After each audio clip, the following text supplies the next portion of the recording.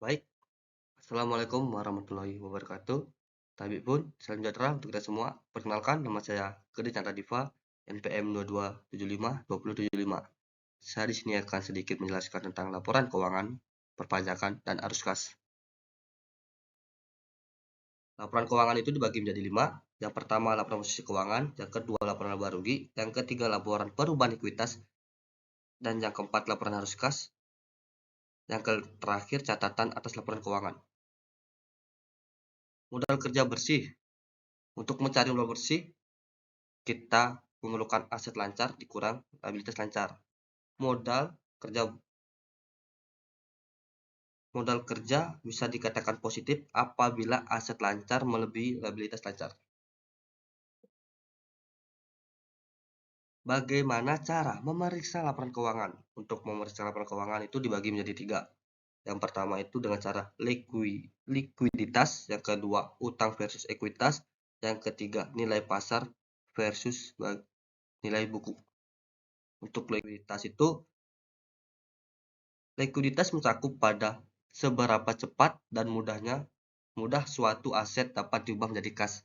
Semakin liquid suatu bisnis, maka semakin kecil kemungkinan mengalami kesulitan keuangan. Bisnis itu bisa dikatakan liquid jika keuangannya udah lancar dan stabil, atau bisa dikatakan udah mencapai laba. Utang versus ekuitas. Ekuitas pemegang saham. Untuk mencari ekuitas pemegang saham, aset dikurang liabilitas, maka ketemulah ekuitas pemegang saham. Ekuitas pemegang saham adalah porsi sisa penggunaan utang dalam struktur modal perusahaan. Ekuitas pemegang saham adalah bagian kepemilikan atau klaim atas aset dan keuntungan perusahaan yang dimiliki oleh pemegang saham. Selanjutnya, nilai pasar versus nilai buku. Nilai pasar adalah harga suatu aset di pasar yang biasanya digunakan untuk merujuk pada kapitalisasi pasar. Nilai pasar bersifat dinamis karena tergantung pada berbagai faktor, dari kondisi operasi fisik hingga iklim ekonomi hingga dinamika pemerintahan dan penawaran. Jadi untuk nilai pasar itu bisa naik turun tergantung faktor-faktor yang saya sebutkan tadi. Nilai buku. Nilai buku biasanya dihitung dengan cara mengurangi nilai aset terhadap akumulasi depresi atau penyusutan. Nilai buku juga dapat dihitung dengan mengurangi total aset dengan aset tidak berwujud.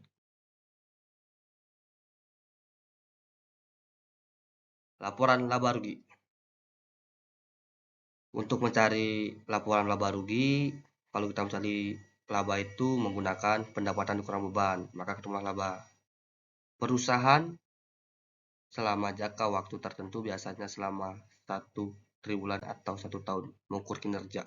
Biasanya sih menggunakan 1 tahun, yang sering triwulan juga ada. Menghitung laba dan dividen per saham. Laba per lembar dihitung menggunakan laba bersih dibagi total saham beredar, sedangkan dividen per lembar saham dihitung dari laba dividen dibagi total saham. Mungkin rumusnya nggak beda jauh, cuma dibulak-balikin aja. Hal-hal yang penting dalam mengamati laporan laba rugi, yaitu GAAP atau IFRS, item kas versus item non-kas, waktu, dan biaya. Laporan laba rugi yang dibuat GAAP akan menyajikan pendapatan secara akurat atau terperinci. Produksi dan biaya lainnya hanya terkait dengan produk tersebut diakui pada saat itu. Pengeluaran yang disajikan dalam laporan laba rugi berdasarkan prinsip perbedaan. Itu kalau menggunakan metode GAAP. Akun-akun non-kas. Alasan utama mengapa laba akuntansi berbeda dari arus kas adalah adanya akun-akun non-kas ini yang terdapat pada laporan laba rugi atau penyusutan. Beban yang dibebankan terhadap pendapatan yang tidak secara langsung memperbarui arus kas seperti penyusutan. Jadi beban yang dibebankan itu bisa memperbarui arus kas atau penyusutannya. Ada dua bagian yang berbeda. Yang pertama itu jangka pendek, yang kedua jangka panjang. Perbedaan keduanya, apakah sebuah biaya itu bersifat tetap atau variabel? Dalam jangka panjang, seluruh biaya perusahaan itu dapat dikatakan biaya variabel. Kalau jangka pendek, mungkin biaya tetap. Perpajakan bisa merupakan arus kas keluar terbesar yang dialami sebuah perusahaan. Karena pajaknya menurut Undang-Undang PPh nomor 36 tahun 2008, untuk pajak 2009 aja 28%, untuk tahun 2010 25%. Karena tingginya pajak inilah, makanya perusahaan mengalami pengeluaran yang sangat besar. Tarif pajak margin, jumlah pajak terutang untuk setiap tambahan dolar yang diterima. Arus kas hanyalah perbedaan jumlah uang yang masuk dengan jumlah uang yang keluar. Arus kas dari aset. Untuk mencari arus kas dari aset, arus kas pada kreditur ditambah arus kas kepada pemegang saham, ketemulah arus kas dari aset. Arus kas dari aset melibatkan 3 komponen. Yang pertama, arus kas operasional, belanja modal, perubahan dalam modal bersih. Itulah 3 komponen yang melibatkan arus kas.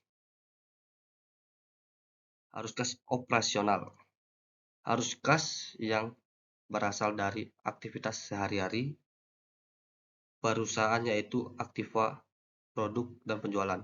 Beban yang terkait dalam pendanaan aset perusahaan tidak dimasukkan karena beban tersebut bukanlah beban operasi. Yang kedua, arus kas pada kreditur dan pemegang saham.